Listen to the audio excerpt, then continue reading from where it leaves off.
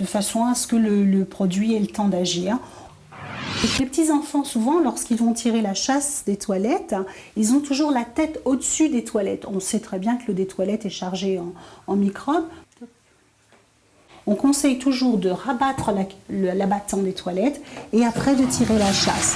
Lorsqu'on utilise une douche, on préconise plutôt d'utiliser des petits jets plutôt qu'un gros jet qui va ramasser en fait tout ce qui peut se tenir comme germe en fait dans la salle.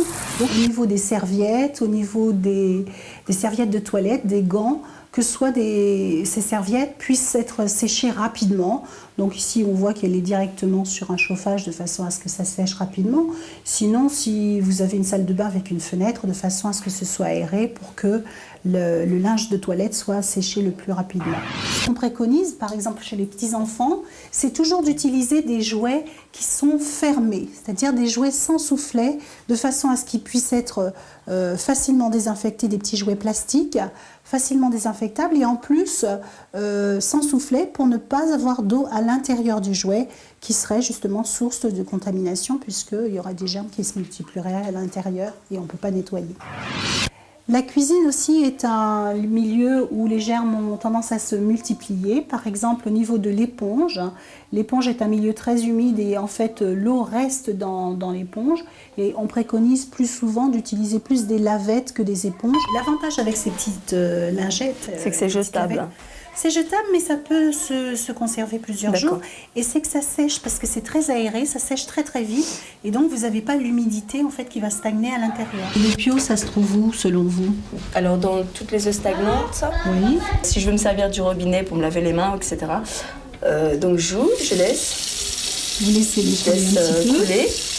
Et ensuite, je me sers de l'eau. L'eau stagne en fait au niveau de la tuyauterie, au niveau de tout le réseau comme ça. Et vous avez aussi des germes qui restent à ce niveau-là. Donc c'est pour ça qu'on conseille souvent de bien nettoyer. L'eau de Javel et tout ça. Oui. Voilà. Vous utilisez l'eau de Javel pour pour les lavabos? Oui, pour les toilettes, pour la baignoire. Oui. Un petit tous peu les partout, lieux en fait, de la maison. Pour la table, oui.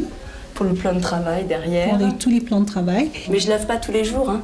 Non, mais je lave tous les 2-3 jours et je passe l'aspirateur par contre tous les jours puisqu'on a un chien. Donc puis je trouve que pour les enfants... Mais c'est bien d'avoir toujours un endroit... C'est de l'hygiène de base en fait, ce dont on parle. Oui, tout à fait. On sait aussi que le piocyanique, on en retrouve aussi dans la terre. C'est pour ça qu'on vous dit en général d'éviter de faire de votre maison un jardin. Mais bon, là, c'est pas un jardin, c'est une belle plante.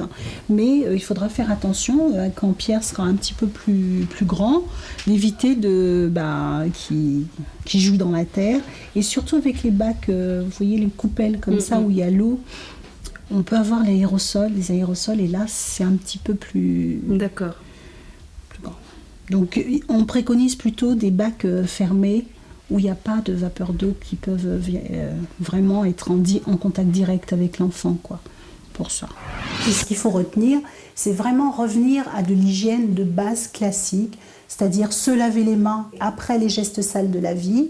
On est sorti des toilettes, on se lave les mains. Avant de manger, il faut se laver les mains. Et je pense que déjà en faisant ces petites choses-là, on se prémunit de certaines infections. Donc le lavage de mains, le plus souvent donc avec un savon liquide, de façon à éviter d'avoir des germes sur les mains lorsqu'on va travailler. Donc il est préférable d'enlever tout bijou, montre, bague, bracelet, se mouiller les mains, mettre le savon sur main mouillée et donc frotter les paumes des mains, l'intérieur des doigts. N'oubliez pas l'espace entre le pouce et l'index, le dos des mains,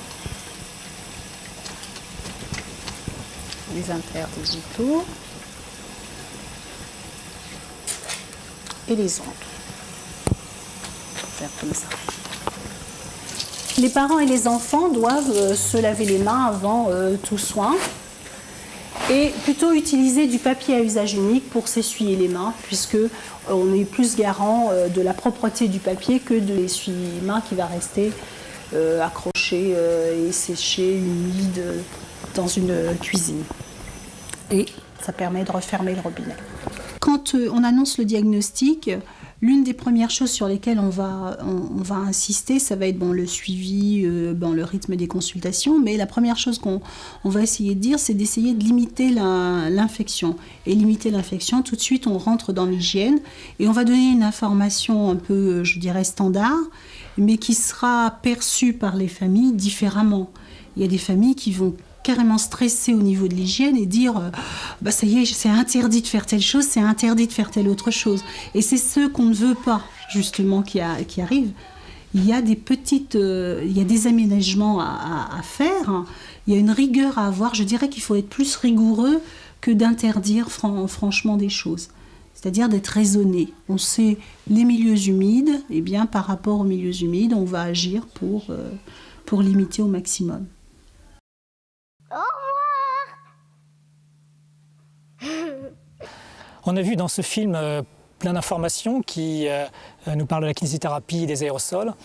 C'est des choses qu'il faut bien connaître parce que, en fait, dans la mucoviscidose, si actuellement on n'a pas de traitement qui permette de guérir, on a plein de traitements qui permettent de vraiment freiner la maladie, mais qui doivent être faits au quotidien.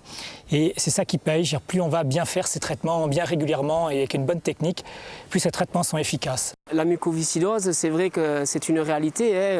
C'est une maladie qui est grave et à laquelle on peut en mourir. Mais maintenant, il faut savoir quand même que si on fait super bien son traitement, si on fait vraiment une bonne kiné, qu'on fait du sport, alors bien sûr le sport, pas aller gravir des sommets, mais rien que d'aller marcher, c'est quelque chose de très très important. J'ai vraiment eu des découragements terribles, j'ai vraiment vu le bas. Et puis d'un coup il y a eu la petite étincelle qui dit que quand même j'aimerais bien revenir à la montagne, bien revenir à la caravane, refaire des choses. Et c'est vrai que là il faut vraiment s'accrocher. On n'est pas seul parce qu'il y a des équipes derrière, les équipes de CRCM où il y a des kinésithérapeutes, des infirmières, des diététiciennes qui sont là en permanence pour aider donc à se bagarrer contre cette maladie. Tout ce qu'il faut savoir, c'est qu'on peut s'en sortir. Si on fait tout ça, on met toutes les chances de notre côté pour vraiment passer le cap de l'adolescence, aller jusqu'à l'adulte et avoir vraiment une vie normale avec une amie, faire plein de choses, profiter de la vie, de la nature comme vous voyez, qui est vraiment très belle. Voilà quoi. Ben voilà, après avoir été soutenu pendant 10 ans par le corps médical, maintenant c'est moi qui le soutiens. Ouais! On n'est pas bien là. Elle est pas belle la vie, hein?